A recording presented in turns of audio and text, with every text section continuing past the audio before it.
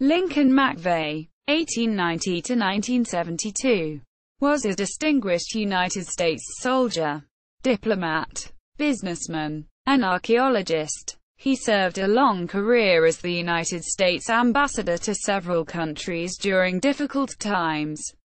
MacVeagh family. The MacVeagh family has several noted names in the history of the United States. Lincoln's grandfather Wayne MacVeagh was Attorney General in the cabinet of President James Garfield. Lincoln's father Charles MacVeagh was President Calvin Coolidge's ambassador to Japan.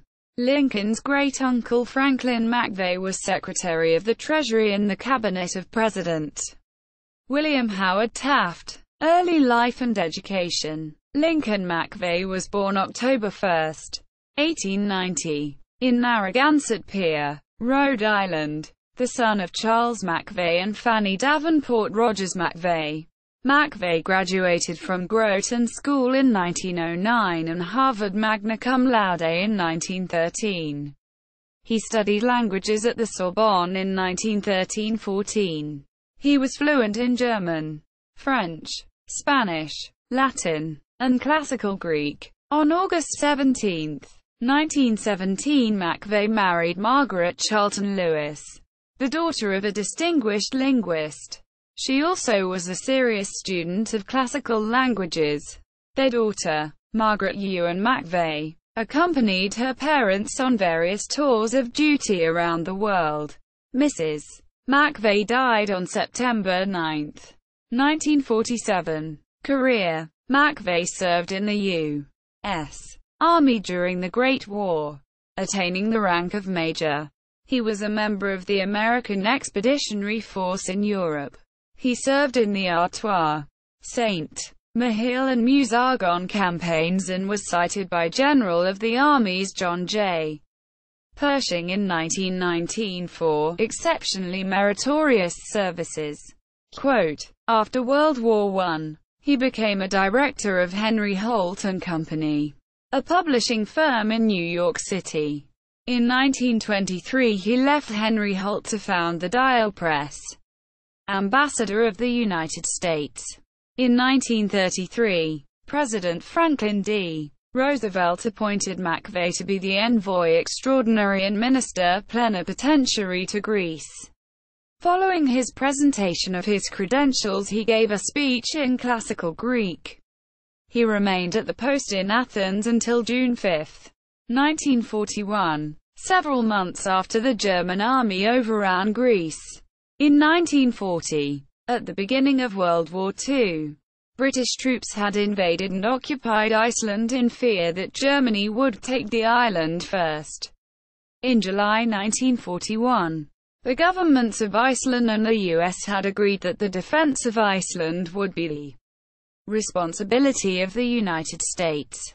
On August 8, 1941, President Roosevelt appointed MacVeagh as the first U.S. ambassador to Iceland to manage the sensitive relations between the U.S. and Iceland. He remained in Reykjavik until June 27, 1942. President Roosevelt appointed him to another ambassadorship, this time as the envoy extraordinary and minister plenipotentiary to the Union of South Africa.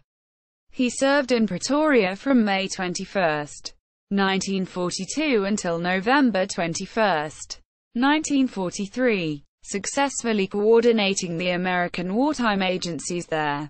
On November 12, 1943, President Roosevelt again called on MacVeagh's experience in sensitive foreign relations.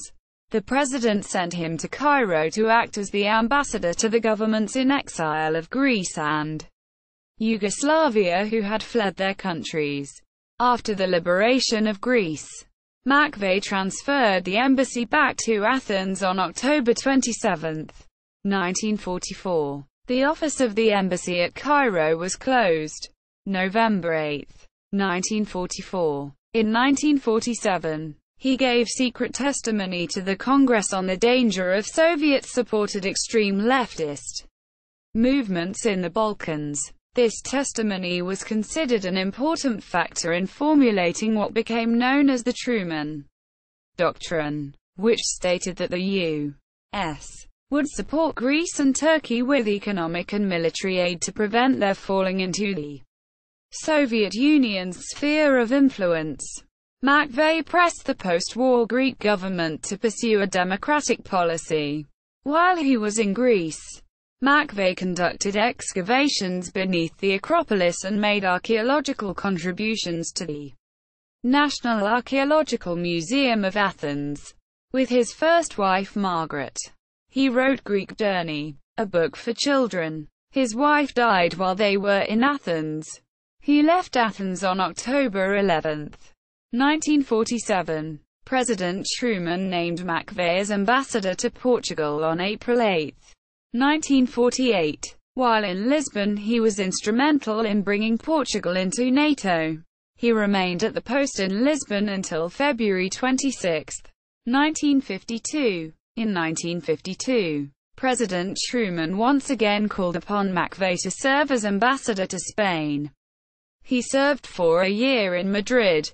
Retirement. He retired in 1953 as envoy in Madrid after having conducted successful negotiations for military and economic agreements between the United States and Spain. In May 1955, MacVeagh remarried Mrs.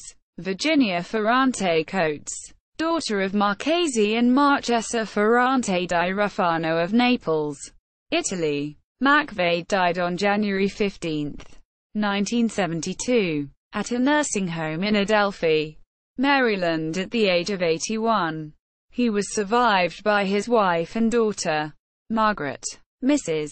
Samuel E. Thorne, of Cambridge, Massachusetts. He was interred at the Church of the Redeemer Cemetery in Lower Merion Township near Philadelphia, Pennsylvania. Notes: Princeton University. Lincoln MacVeagh Papers. Poem dedicated by Robert Frost to Lincoln MacVeagh, a star in a stone boat, found in New Hampshire. 1923. Lincoln MacVeagh Papers at the Seeley G. Mudd Manuscript Library. Princeton University. The American Presidency Project. Letter to Lincoln MacVeagh on his appointment as ambassador to Portugal.